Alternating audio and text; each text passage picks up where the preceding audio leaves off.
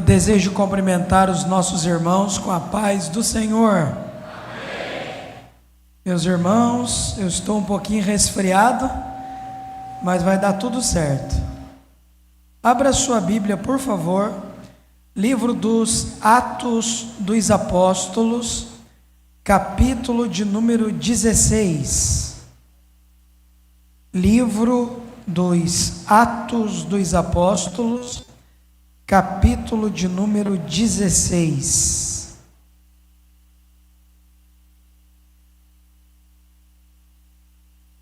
Faremos a leitura a partir do versículo de número 1.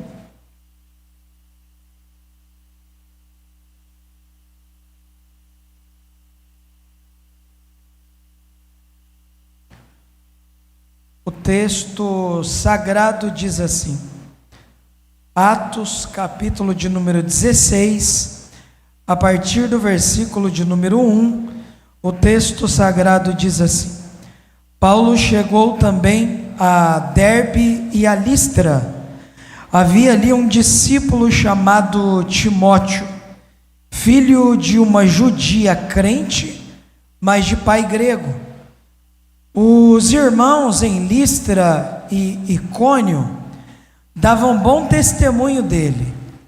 Paulo queria que Timóteo fosse em sua companhia e por isso o circuncidou por causa dos judeus daqueles lugares, pois todos sabiam que o seu pai era grego.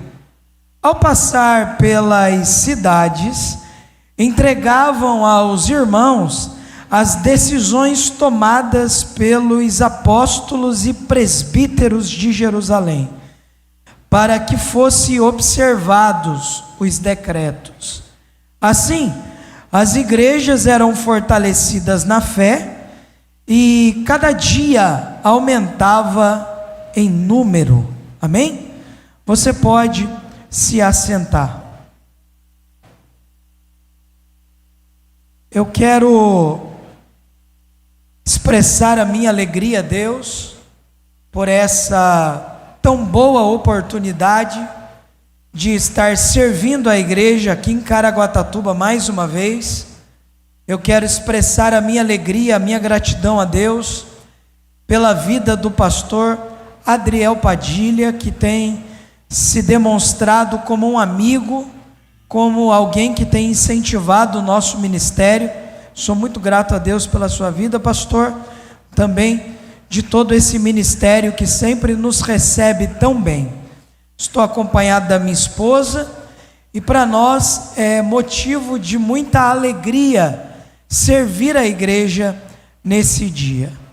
Meus irmãos, nessa tarde nós estamos numa escola bíblica e eu quero ser coerente com a proposta da escola, e para tanto eu quero falar nessa tarde que o Senhor nos dá a oportunidade sobre o processo da vocação ministerial.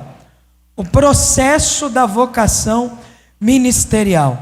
Partindo da vida de Timóteo, eu quero apresentar para você pelo menos 5 fases na vida de Timóteo que delimitam esses processos na jornada ministerial. Processo da vocação ministerial, a geração e a formação de um discípulo. Nem sempre a chamada ministerial nasce em ambientes favoráveis. Às vezes, ele é gerado em meio a crises, perseguições e aparentes fracassos. Nem sempre a chamada ministerial nasce em ambientes favoráveis. Para uma correta interpretação do texto que ora acabamos de ler, é necessário voltarmos dentro da cronologia do tempo aproximadamente 5 anos. Voltando 5 anos, cronologicamente falando, nós vamos nos deparar com o capítulo 14. No capítulo 14, Paulo prega o evangelho, e conforme Paulo prega o evangelho, as coisas que costumeiramente acontecia quando Paulo pregava são evidenciadas, ou seja, pessoas são conversas ao evangelho, tocadas profundamente pelo poder da palavra. Entretanto, o culto do capítulo 14 não será conhecido e reconhecido historicamente como o culto do sucesso do ministério do apóstolo Paulo, mas o capítulo 14 ficará conhecido dentro do início da sua primeira viagem missionária nessa mesma região, Derbe, Listra e Icônio, como um aparente fracasso. Por quê? Porque o culto que vai acontecer no capítulo 14, ele ficará marcado por um tumulto. Por quê? Porque Paulo prega o evangelho, as pessoas são tocadas, as pessoas são alcançadas pela ministração da palavra, porém Paulo será expulso daquela região. Não só isso, a Bíblia diz que Paulo é apedrejado, porque ele prega o evangelho, e a Bíblia diz que ele fica quase como morto, porque o estágio do seu apedrejamento foi tão intenso, que Paulo foi dado por um instante como morto, junto com o seu companheiro. Esse é o culto do capítulo 14, resumindo para você, na primeira estadia do apóstolo Paulo, em 5 anos atrás, nessa mesma região. Logo, diante do cenário que eu acabei de apresentar para você, em resumo, se nós pensássemos à luz dos resultados e partindo do ponto de vista dos resultados, nós poderíamos pensar e afirmar que o culto do capítulo 14 não termina como costumeiramente terminava. Por quê? Porque nós estamos acostumados com cultos que encerram lá em cima, que encerram em expressões, em fascínios, mas esse culto não acaba nessa referência. Por quê? Porque o apóstolo Paulo será apedrejado e convidado a se retirar daquela região. Só que agora, quando nós lemos o texto, 5 anos depois, no capítulo de número 16, Paulo regressa para aquela mesma região. Ele está dando início à sua segunda viagem missionária, e ele vai fazer o eixo de visita nas mesmas cidades que ele havia iniciado a sua primeira jornada missionária. Só que se nós olhássemos pelas sombras de 5 anos atrás, evidentemente nós poderíamos afirmar que daquele culto não se restou nada, aquele culto não foi alvo de um resultado favorável. Porém, 5 anos depois, o apóstolo Paulo volta à mesma região, tem uma igreja plantada, e naquela igreja tem um discípulo servindo para a glória de Deus. Isso aqui é poderoso e já começa a mexer comigo. Por quê? Porque na jornada ministerial, nem sempre os cenários serão favoráveis, nem sempre nós vamos nos deparar com posições e lugares favoráveis, mas o Senhor está dizendo ao meu e ao seu coração nessa tarde, que a igreja não é projeto de homens, a igreja é um projeto de Deus, e por ser um projeto de Deus, Ele esconde tesouros em vasos de barro, para que a excelência do poder e do engrandecimento seja do Deus da obra. 5 anos atrás, o apóstolo Paulo prega na mesma região. Ele é apedrejado, convidado a se retirar. Logo, não se escandalize, se nós olhássemos pelo ponto de vista dos resultados, nós poderíamos dizer que aquele culto não acabou como costumeiramente nós esperamos que acabe. Só que 5 anos depois, a primeira fase na vida de Timóteo, Paulo vai descobrir uma verdade que o Senhor está ensinando para ele diariamente, e essa verdade vai ser ministrada na vida de Timóteo. Na obra de Deus e na tarefa ministerial, Deus é especialista em gerar obreiros improváveis. E eu quero que você entenda que essa é a primeira fase na vida de Timóteo. Timóteo é um obreiro improvável. Se nós olhássemos para o cenário, ora falado, ora comentado, ora aplicado, nós entenderíamos que aquela região não seria uma região geradora de discípulos, não seria uma região nascedoura de obreiros, mas aqui nós vamos aprender uma verdade: Deus é especialista em gerar obreiros improváveis de cenários improváveis. Porque quer uma verdade? Nessa tarde, se não fosse o Senhor, você estaria em qualquer outro lugar dessa cidade, em qualquer ramo profissional, mas o Deus de gente improvável, Ele te salvou, te separou para o ministério, e hoje você pode dizer glórias a Deus pela obra que Ele confiou em suas mãos.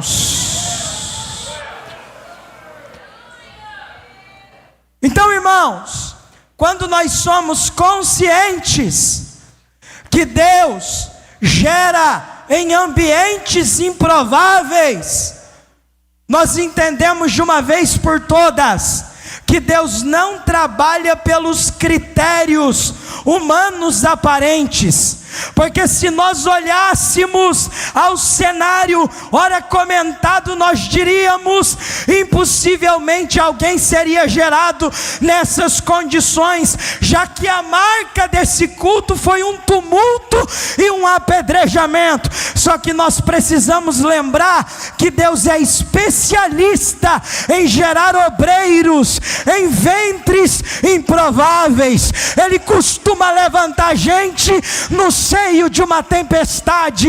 Ele costuma levantar obreiros dentro de uma cova de leões.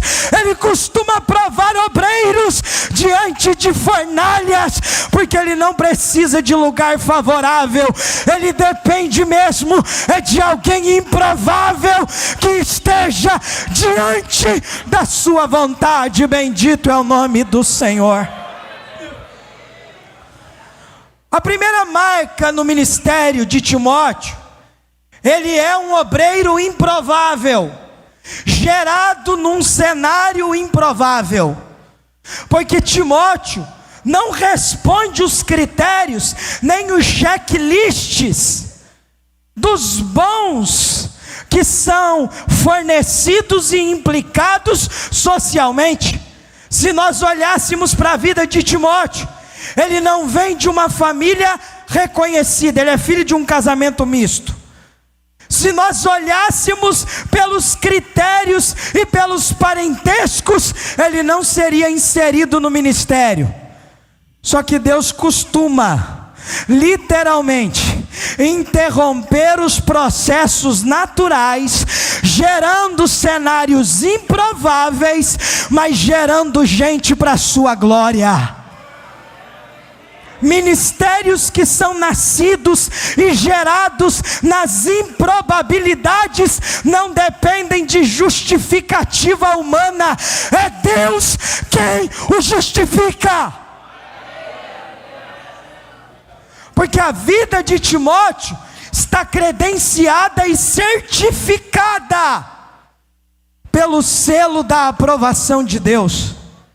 Foi Deus que gerou o ministério de Timóteo. Essa é a primeira marca. Ele é um obreiro improvável, gerado num ambiente improvável. A segunda fase na vida de Timóteo, e essa inquestionavelmente é uma das mais importantes, ao meu ver: Timóteo é um obreiro de decisões certeiras. Se não, observe, ele é filho de pai grego e ele é filho de mãe judia. Nós estamos diante do problema cultural de duas gerações. Porque se nós olhássemos pela cultura do pai, a cultura grega é a cultura do privilégio, é a cultura das ramificações do conhecimento filosófico. É dentro da cultura grega que está à disposição das melhores oportunidades universitárias para Timóteo. Só que se nós olharmos para a cultura da mãe, é a cultura da regra, é a cultura do conservadorismo, é a cultura da palavra. Só que se nessa tarde Timóteo não tivesse escolhido a cultura da mãe, eu não estaria falando sobre ele. Ele está diante de um problema cultural que pode determinar a vida e a história de Timóteo. Só que se ele tivesse dito não à cultura da mãe, ele não seria um filho espiritual do ministério do apóstolo Paulo. Mas ele tinha diante dele as melhores oportunidades, ingressando na cultura do seu pai, e isso não delimitaria para ele fracasso, aparentemente um futuro garantido. Só que Timóteo nessa tarde não seria referência de um obreiro, mas de alguém bem sucedido apenas. Só que Deus estava abrindo uma jornada diante de Timóteo, que ele não via no aqui e no agora. Só que na minha Bíblia tem 2 livros que carregam o nome de Timóteo, e ele entrou para a história, porque ele disse sim ao santo ministério. Mas nem sempre tomar decisões do ponto de vista ministerial são decisões favoráveis, nem tampouco confortáveis. Por quê? Porque Timóteo poderia ter escolhido a cultura do seu pai e ter um futuro garantido nas melhores universidades. Do ponto de vista grego, ele seria inserido numa cultura universitária. Só que Timóteo preferiu abrir mão dos aparentes privilégios, abrir mão dos aparentes confortos e revelar que ministério sempre vai conjugar a realidade da renúncia. Não existe ministério sem que antes haja uma grande renúncia.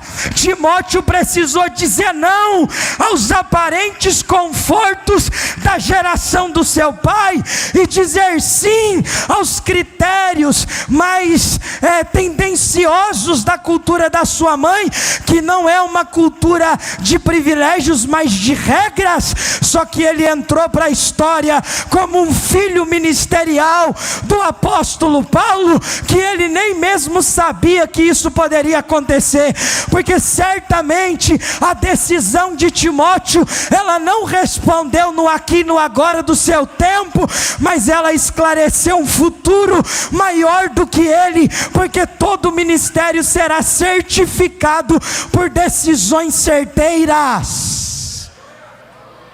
Quer uma prova? Timóteo não está dizendo sim à mãe, Timóteo está dizendo sim ao Deus da mãe. E ele entra na história. O pai de Timóteo nunca teve o nome citado, mas a mãe dele teve.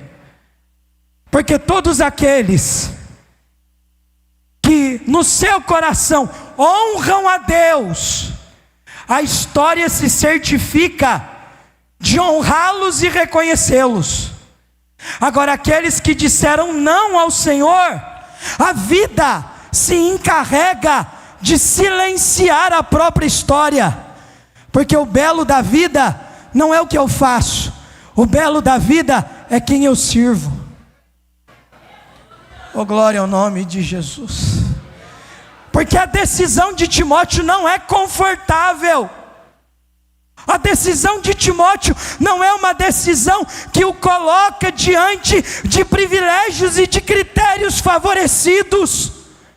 Só que Deus estava dizendo para Timóteo: Timóteo, nos aparentes desconfortos da sua decisão, você não enxerga agora, só que você vai ser pastor de uma igreja reconhecida.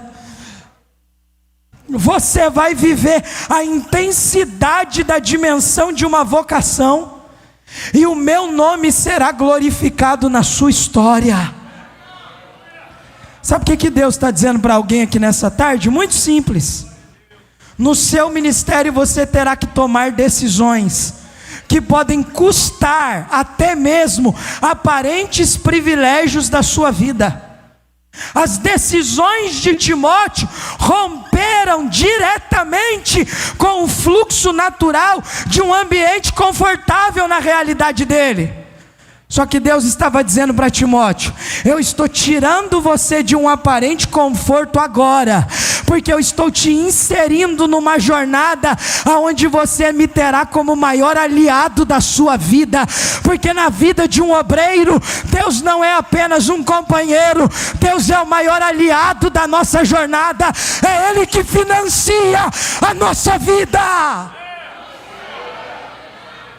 Então me permita fazer algo dentro do nosso pentecostalês, irmão, dentro da nossa linguagem de culto.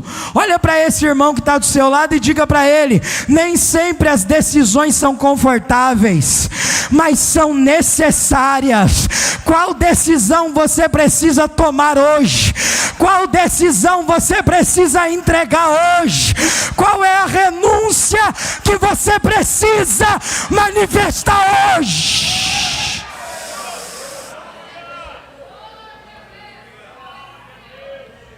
Glória a Deus.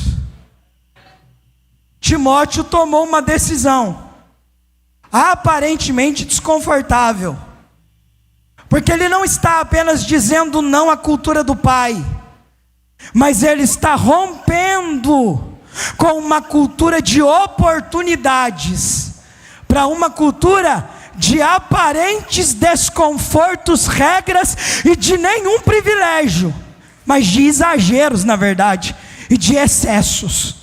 Excessos se tratando dos costumes tradicionais da religião, excessos em relação ao desejo ardente do conhecimento pela palavra. Era isso que a cultura grega dizia: você não precisa desse excesso.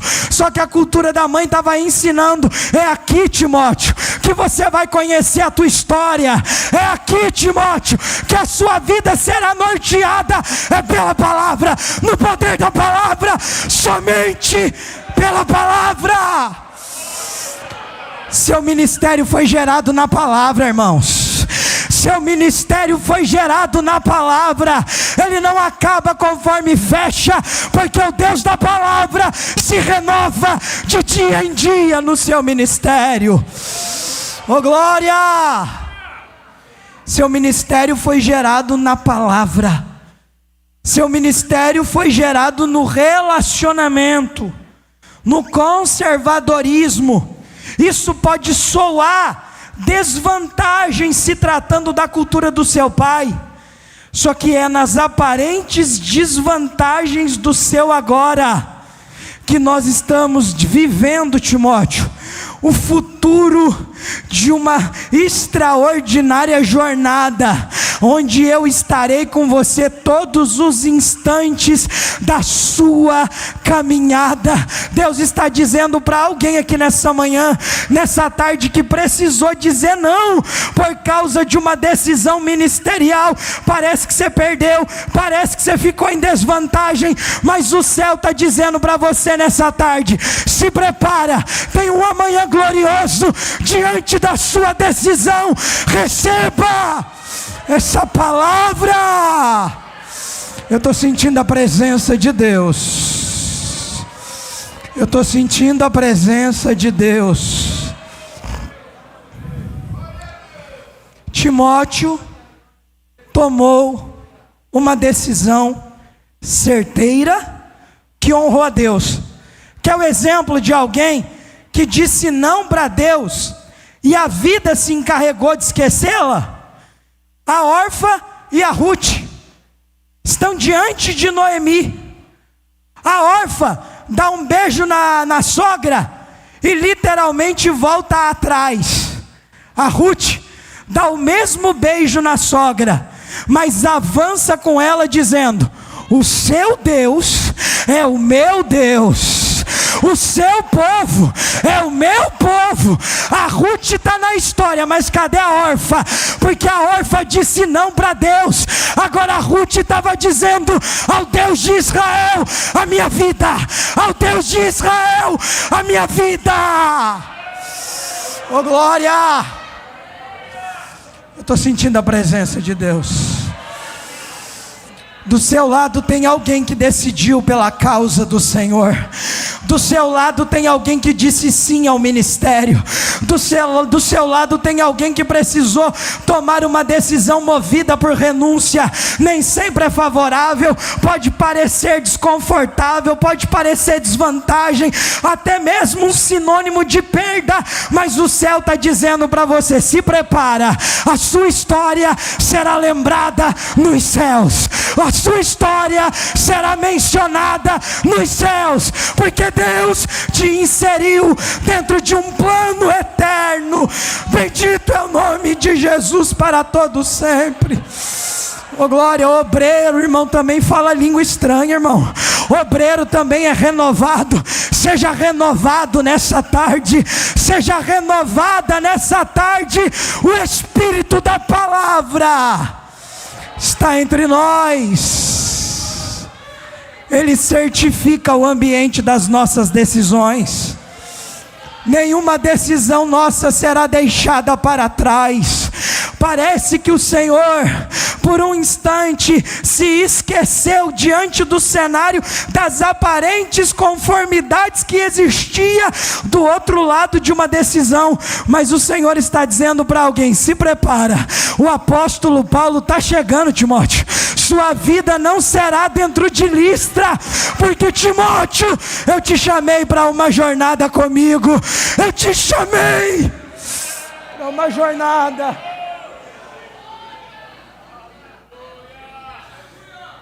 Primeira fase: um obreiro improvável, gerado num ambiente improvável.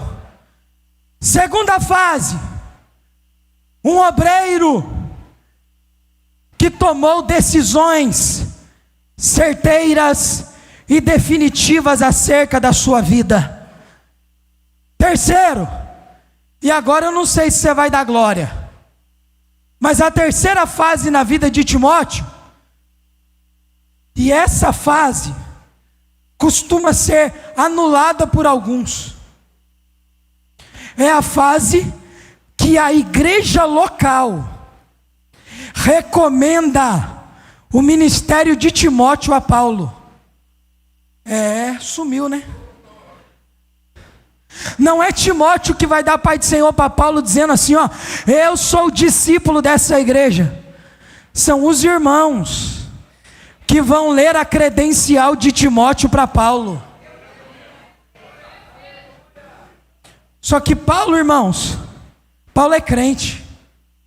E Paulo sabia de uma grande verdade: antes de Timóteo ser recomendado pela igreja, e antes mesmo de ser uma escolha do meu ministério, ele já foi chamado por Deus e escolhido por Deus.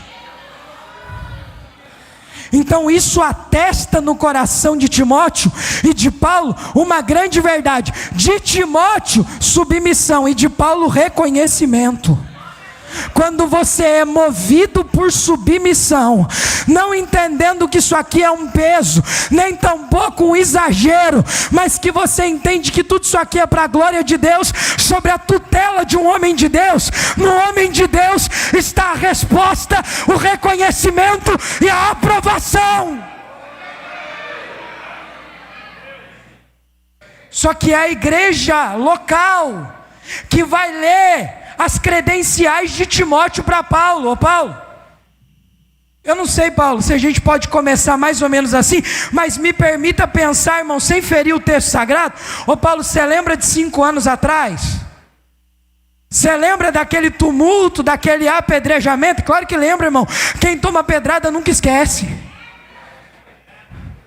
Mas os irmãos estão dando testemunho de Timóteo para Paulo. Ô Paulo, você lembra que aquele culto ficou marcado por muitos tempos como o culto das pedras, como o culto que o pregador quase morreu? Sim, eu lembro. Paulo, você não sabe. A igreja do Senhor se fortaleceu depois daquilo, Paulo. A igreja do Senhor está em prantos, ó Paulo, e ela está crescendo em pronto crescimento pela causa do Evangelho. Paulo, e tem mais, Paulo, você nem sabe, em Derbe, Listra e Icônio, na igreja local tem um discípulo que está atendendo essa região. Ele não está aqui, Paulo, sabe por quê? Certamente, Paulo, ele já está servindo na igreja, porque quem serve não serve para ser visto, quem serve, serve para a glória de Deus. Quem está servindo é a igreja que recomenda. Quem serve é a igreja que recomenda. Quem serve não precisa ficar financiando mesa de pizza, irmão, para ser lembrado. Quem serve não diz que tudo acaba em pipoca, não. Quem serve não fica pagando chocolate para ser lembrado e reconhecido e recomendado, não. Quem serve, serve na obra, e Deus não esquece de quem está servindo. Deus não erra. Deus não erra. Ministérios forjados nas mesas de pizza são ministérios que acabam como se acaba uma pizza. Agora, um ministério gerado em submissão, recomendação e serviço integral na obra, são ministérios que o céu dá testemunho. E sabe como que Deus dá testemunho de um ministério? Ele coloca teu nome na boca da igreja. Não é você que fala de si próprio, mas é a igreja que começa a dizer: ele serve, ela serve, ele serve, ela serve, ele serve, ela serve.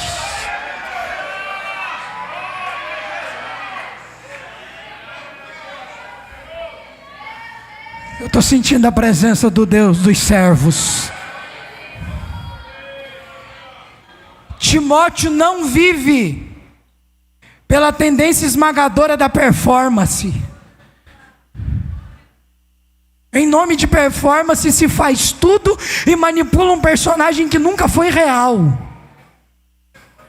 Porque todo o desgaste da canseira e do investimento que se faz não é pela obra, é para manter o personagem.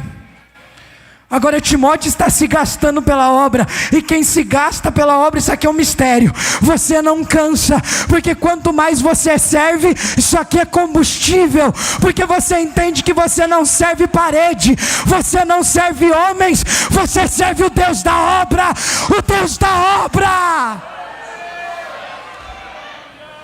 Eu estou pregando a palavra de Deus aqui, irmão, com a Bíblia aberta. Eu só estou explicando os textos. Eu estou dizendo que a igreja local recomendou o serviço de Timóteo a Paulo, o pastor.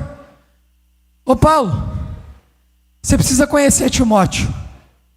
Tem uma marca sobrenatural na vida dele.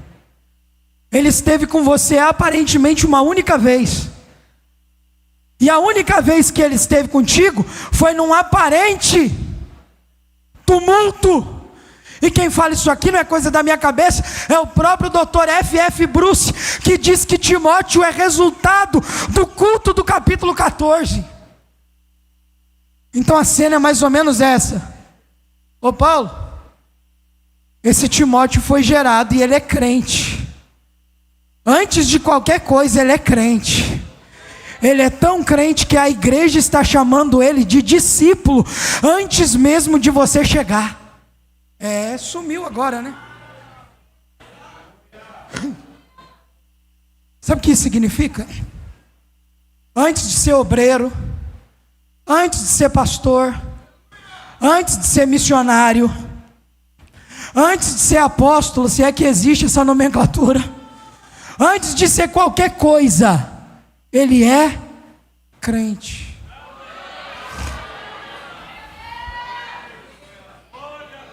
Porque com todo respeito, pastor Adriel, mas a escola de obreiro não tem como a gente ficar só massageando, não.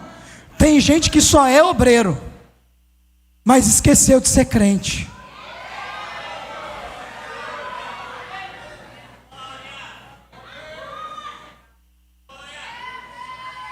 E tem um problema. Ele não é crente pelo critério da palavra, ele é crente pelo critério dele. Não, o que eu faço me favorece como crente. Não. Os meus caminhos são caminhos de um crente, nem sempre. É pautado pela Bíblia? É pautado pelas Escrituras? Cristo é o centro do seu relacionamento? Então é crente.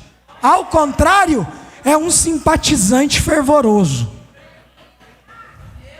Porque um crente de verdade, se o pastor mandar ele olhar carro, ele vai igual Timóteo, como discípulo. Mas se mandar ele para o púlpito, ele volta para o púlpito como discípulo.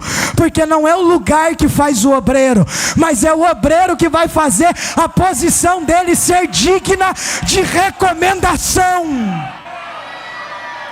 Meu Deus do céu, eu estou sentindo a presença de Deus aqui. Eu estou sentindo a presença de Deus aqui. O Espírito da palavra está dizendo na minha boca que o céu já deu autorização no coração do homem de Deus. E se prepara, a igreja vai recomendar, a igreja vai falar, a igreja vai reconhecer, porque você é de Deus. Você é de Deus.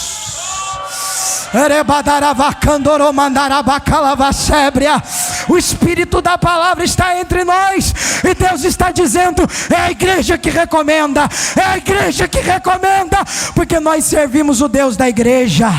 Só que não é casa de show, só que não é casa de promover o seu nome, nem tampouco enriquecimento ilícito, só que não é lugar, irmão, de personagem, só que não é fábrica de performance, só que é ambiente de gente restaurada, ressignificada, é lugar de crente. Aqui todo mundo precisa ser crente. Aqui ninguém se apresenta.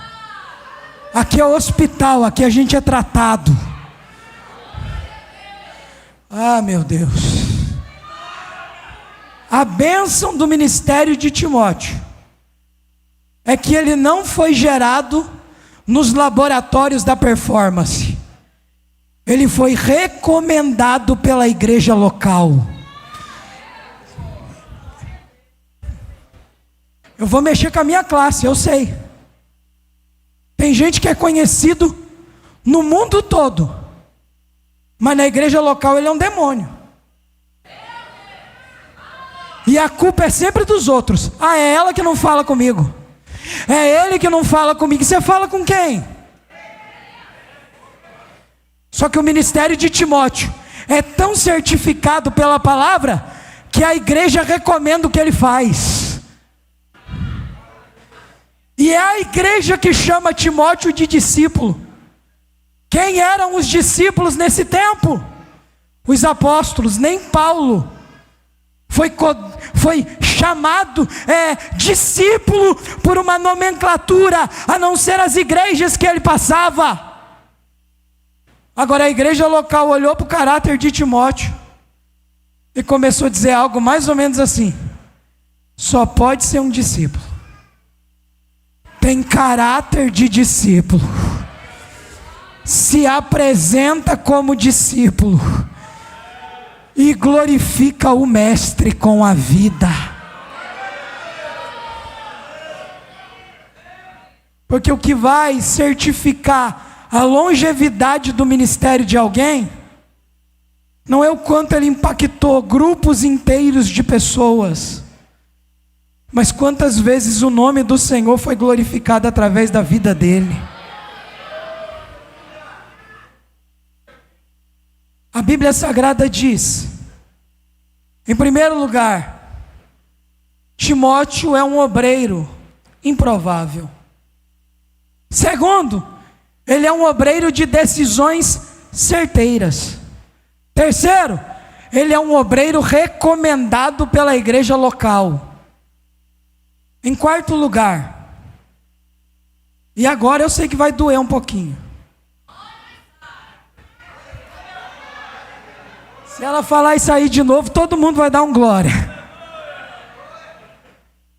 Mas a quarta fase na vida de Timóteo, e essa aqui tem gente que manda um zap para o céu, sempre tentando remanejar para outro dia, mas é a fase da dor. Timóteo é recomendado pela igreja local. Timóteo tem uma vocação validada pela igreja local. A Bíblia diz assim: e Paulo quis o levá-lo. Só que tem um porémzinho. O Paulo vai ter um diálogo com Timóteo, e no diálogo entre Paulo e Timóteo, uma pergunta. É claro que Paulo já sabia que ele era filho de pai grego. Só que Paulo vai perguntar para Timóteo: Timóteo, você foi circuncidado? Aí Timóteo vai olhar para Paulo, porque Timóteo não brinca com a mentira em ocasião nenhuma, e ele vai dizer a verdade para Paulo: eu sou filho de pai grego, eu não fui ensinado pelo ato da circuncisão, eu não sou circuncidado. Sabe qual é o Paulo que está perguntando isso para Timóteo? O mesmo Paulo que no primeiro concílio encarou as peças célebres da igreja face a face pela causa da circuncisão. Só que agora é o mesmo Paulo que está olhando para Timóteo e entendendo que Timóteo serviria comunidades de irmãos que vieram da cultura judaica. Aí Paulo está dizendo assim: já que ele vai ser útil na cultura dos irmãos que estão se convertendo desse ambiente conservador, ele não pode anular essa fase na vida dele. Timóteo, para continuar, você precisa deitar na mesa. Sabe o que é deitar na mesa? Lá no ato da cerimônia estabelecido pelo próprio Deus a Abraão, é deitar na pedra, uma espécie de uma faca cortante com linha de corte, um corte feito no homem, e desse corte muito sangue e muita dor. Paulo estava dizendo para Timóteo: você quer continuar daqui para lá? Não dá para anular a fase da dor, porque ministérios que anularam a fase da dor são ministérios sem durabilidade. É gente favorecida por uma imaturidade que na primeira que ele achou que estava ingressado no ministério, veio a dor, ele abandona, porque ele pensava que isso aqui era uma Disneylândia. Isso aqui não é Beto Carreiro não, irmão. Isso aqui não é Disneylândia. Isso aqui não é playground. Isso aqui não é parque do Ibirapuera não. Isso aqui é ministério. Aqui você vai sentir dor, aqui você vai sangrar, mas o Deus da graça é com você, é por você, está com você.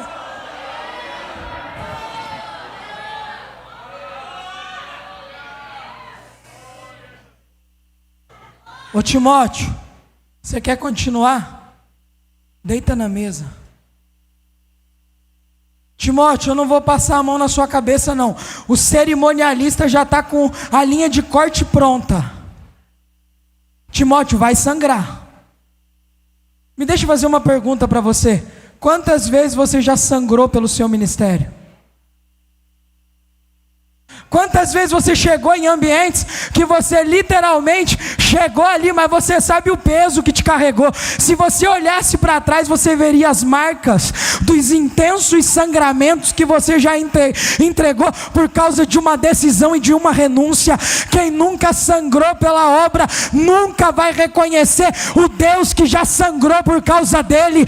Só que nessa noite, nessa tarde, eu estou dizendo para você, vai doer, vai sangrar, mas se prepara. O mesmo Deus do corte é o Deus do testemunho.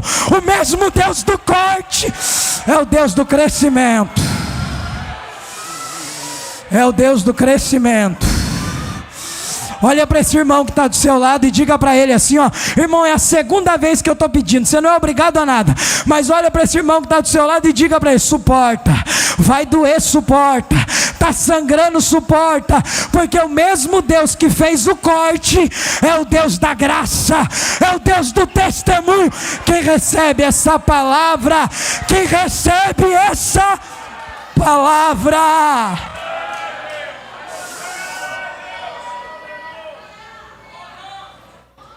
me permita,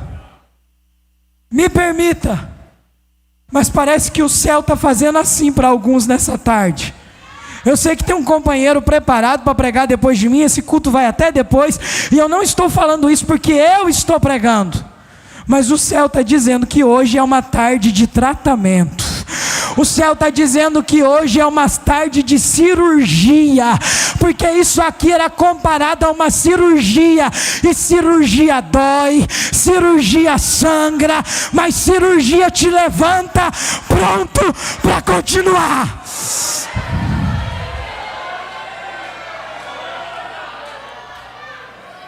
Então me permita dizer isso para você: o céu está dizendo para alguns ministérios aqui, está faltando deitar na mesa.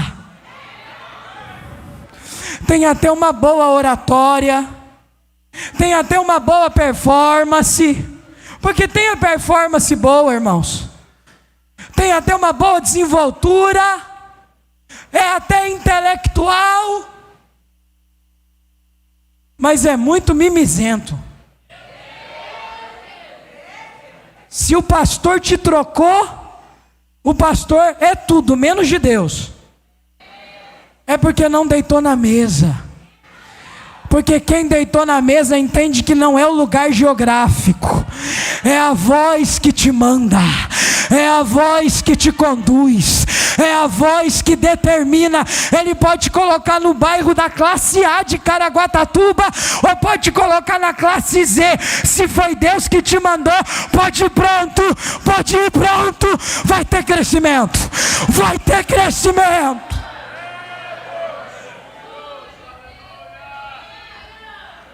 Eu encerro. Primeira fase, fase de um obreiro improvável. Segunda fase, a fase das decisões. A terceira fase, a fase da recomendação. A quarta fase, a fase da dor. A quinta fase, fechei minha Bíblia, é a fase que a dor é transformada em crescimento. Porque, irmãos, eu poderia ter falado isso aqui lá no começo, não ia mudar nada do que eu vou dizer agora. Atos dos Apóstolos é uma narrativa histórica. Sabe o que é isso? Um capítulo corresponde à sua continuidade narrativa. Então o versículo 4 e o versículo 3 que ele deita na mesa são os mesmos versículos que vão favorecer a ideia do quinto versículo, que é quando a igreja cresce. Sabe o que isso significa? Se não deita na mesa, Deus ia fazer outro obreiro deitar, porque a obra é de Deus, não é de Timóteo. Mas ninguém pode anular a fase da mesa. Se não deitar na mesa, não vai avançar. Mas quando deita na mesa, a Bíblia diz assim: e a igreja crescia, e crescia, e crescia. Por quê? Porque alguém teve coragem de aceitar a fase da mesa. Aí é a terceira vez, irmão, você não é obrigado. Mas pergunta para esse irmão que está do seu lado: vai deitar ou vai fugir? Porque nós somos especialistas em olhar para o pastor Adriel e dizer assim: ô pastor Adriel, o que a gente precisa fazer para a igreja crescer? Mas quantos são aqueles que dizem para ele: pastor, eu estou pronto para deitar na mesa junto contigo. Pastor, eu estou pronto para deitar na mesa. Porque quem deita na mesa é testemunho de crescimento. Quem deita na mesa é testemunho de crescimento.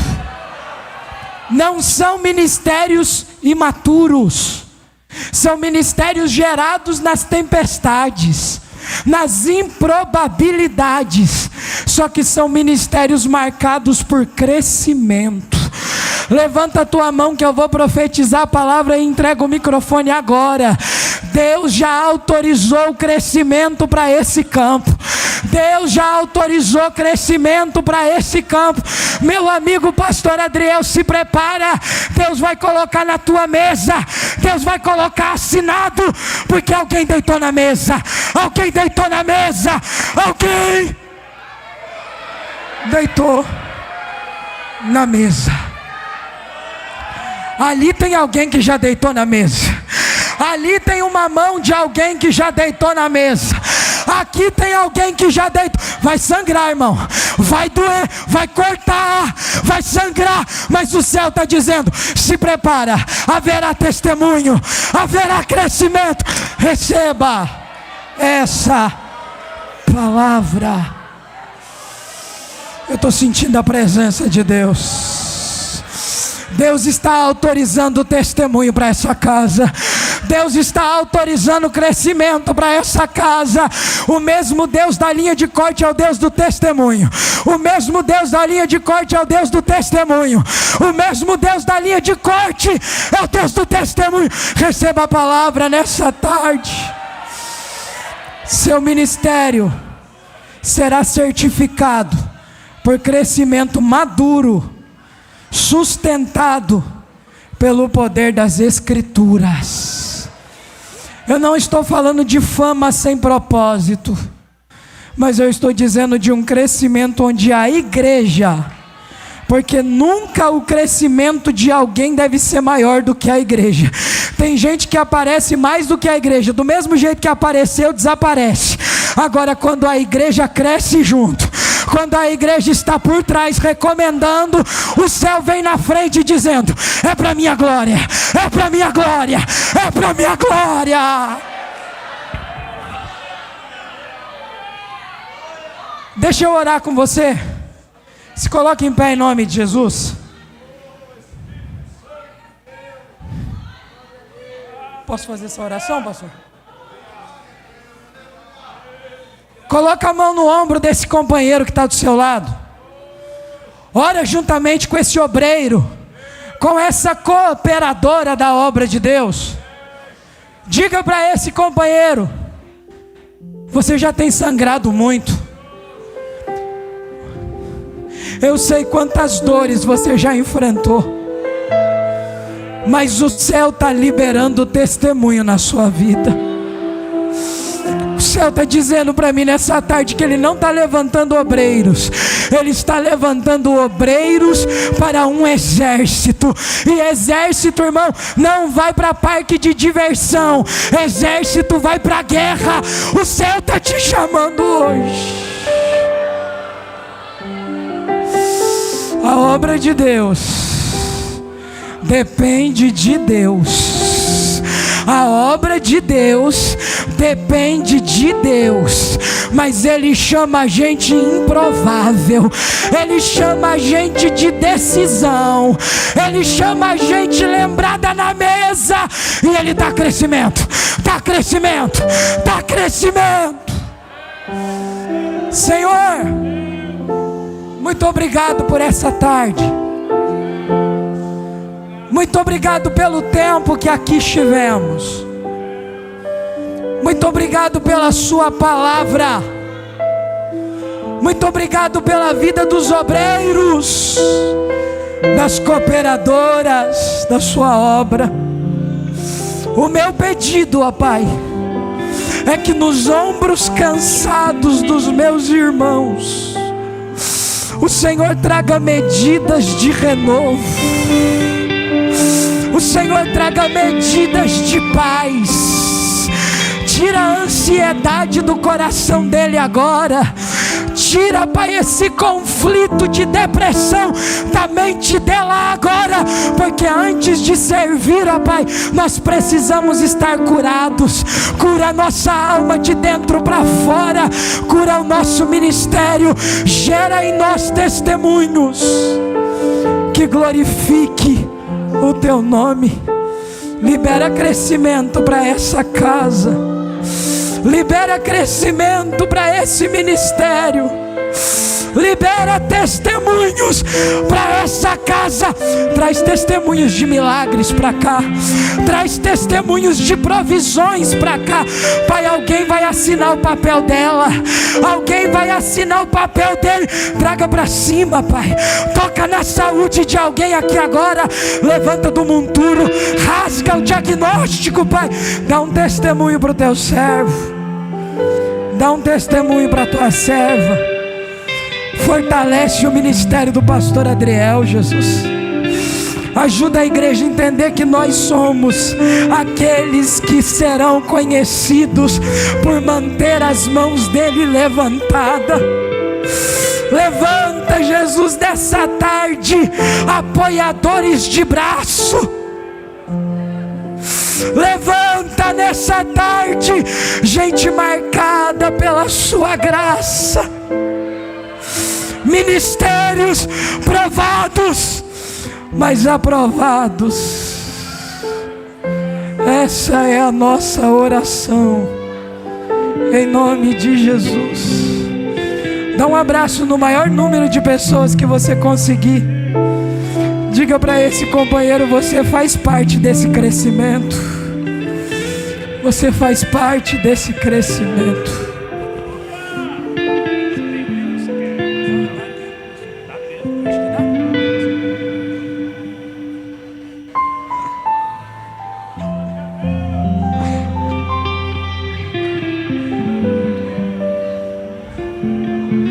Glórias a Deus.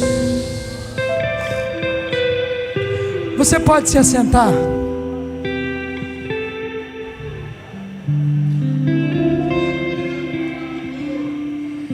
Eu estou sentindo a presença de Deus, irmãos. Na fase do tratamento a gente não fala, a gente só aceita. Meus irmãos, uma das formas que Deus tem usado a nossa vida é escrevendo.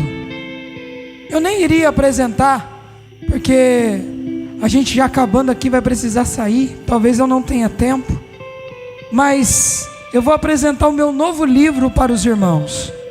Pregação cristocêntrica. Pregação cristocêntrica, um manual bíblico, teológico e prático da pregação. Esse livro não é apenas um livro sobre pregação, mas na verdade ele tem 3 pilares. Ele apresenta a pregação do ponto de vista bíblico, porque a pregação deve ser encharcada pelo conhecimento bíblico. Em segundo lugar, nós falamos da cooperação da pregação dentro dos distintos períodos da história, favorecendo a comunicação teológica. A história do cristianismo é uma história de pregação. As maiores verdades teológicas ditas na história foram ditas em pregações, porque eles não tinham os favorecimentos que nós temos. As universidades, os livros, então se utilizavam de pregações para expor teologia. E o terceiro momento desse livro, ele é prático. Por quê?